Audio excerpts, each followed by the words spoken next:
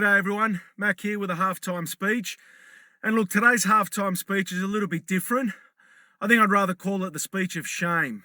Now let me take you back to 18 months ago. 18 months ago when we had all these virtue signalling sanctimonious celebrities and politicians and sports stars getting on TV and on social media saying, we're all in this together. Stay home, stay safe, and it's only 14 days to flatten the curve, and keep your distance to keep close. All this jargon, all this nonsense we had 18 months ago, and we thought, oh yeah, okay, let's follow along. We're going to be over this soon. But look where we are today, 18 months later, and this nation, this proud nation that I love, this country, there are some people that should be absolutely disgusted and ashamed of themselves. And I'll tell you why. First of all, this goes out to all the snitches, all the dobbers, all the people, all those virtue signalers that want to just tell everyone how brave they are, how they did their part to keep society safe by dobbing on their neighbours or snitching on people. Isn't everyone doing it tough? Aren't we all going through a hard time? And you have the nerve to call the police or call the COVID marshals on your neighbours, on your friends, even family. Who do you think you are doing that? You know who you remind me of? Remember those movies we used to watch? Those war movies or those movies about some communist country where we used to see their neighbours dobbing on other neighbours to the authorities? That's you. You're them, the ones that we used to hate in the movies, the people that we just thought, oh, look at those people. That is you. If you've done that, that is you. And if you think that is what we do in this country, you're wrong. And I want to buy you a one-way ticket to North Korea because that is where that attitude belongs. But also, I want to make a point to all the bosses, the employers, the companies, the organizations that are telling their staff, you won't have a job if you're not vaccinated. You can't come into work. You're going to be stood down. We have to terminate you. Where is your pride? Where is your backbone? Where is your integrity to stand up for your staff, who I'm sure some of them have been with you for years, have given up so much, made so many sacrifices for you, and now you're turning on them because you're afraid of the government, because the government might come and fine you. A COVID marshal might turn up at your business. You don't have a QR code. Or the police, they might turn up and ask you questions. Aren't you ashamed of yourself? Why don't you stand up for your workers? Where's your backbone? Why don't you find that? And actually stand up and say, you know what, we're not going to put up with this. I'm going to look after my staff. I'm going to stand up for them. What kind of a boss or an employer do you think you are to turn on them? All because you're worried about what the government might do, what they might take away from you. Have you no shame? Hasn't everyone done it tough? These are people that have been locked down, that for the last 18 months have been doing it tough, can't even pay their bills. And all of a sudden, you're going to turn on them because they're not vaccinated. You're not going to allow them to work. Or the ones that aren't going to allow people that are unvaccinated into their business. Let me remind you of something. Chances are that the people that are unvaccinated are the ones that were fighting for your business to stay open, fighting for your freedom, fighting for you to just earn a living, open your doors. They're the people that you're going to be turning away, and you should be ashamed of yourself.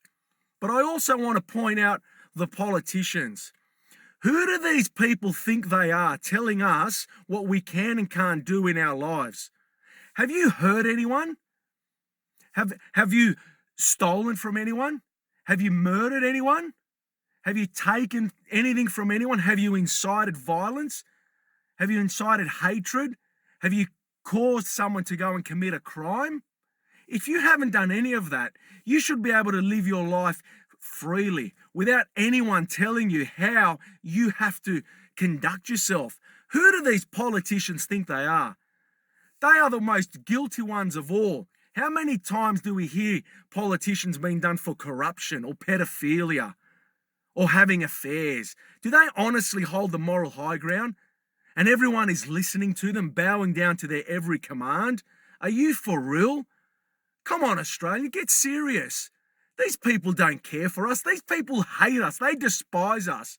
They don't think highly of us. But here we are, waiting at 11 o'clock for a press conference, waiting to hear what they're going to say and worship their every word. Are you serious? And let me also talk to the churches. And this goes for all faith-based denominations. You hypocrites. You are so contradictory. You're always preaching inclusiveness, love, tolerance. We accept everyone. Judge no one. Whoever you worship, always forgive the sinners. And now, closing your doors to people that are unvaccinated. What is that about? Who do you think you are? What gives you the right? If someone has a faith, and it doesn't matter what it is, even if they have no faith, but who do you think you are to say to people now, you can't come to church, you can't come to mass, you can't come to pray, you can't come to worship, you can't do any of that because you haven't received the vaccine? What is that? You are a hypocrite, and you should also be ashamed of yourself. And even to all the schools and to any other faith-based denomination, organization, turning on their staff. You preach all this peace and forgiveness and tolerance.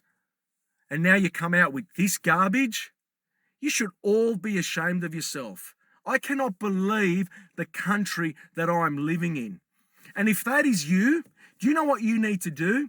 You also need to get yourself a one-way ticket to North Korea, because that is exactly where that mentality and that attitude belongs.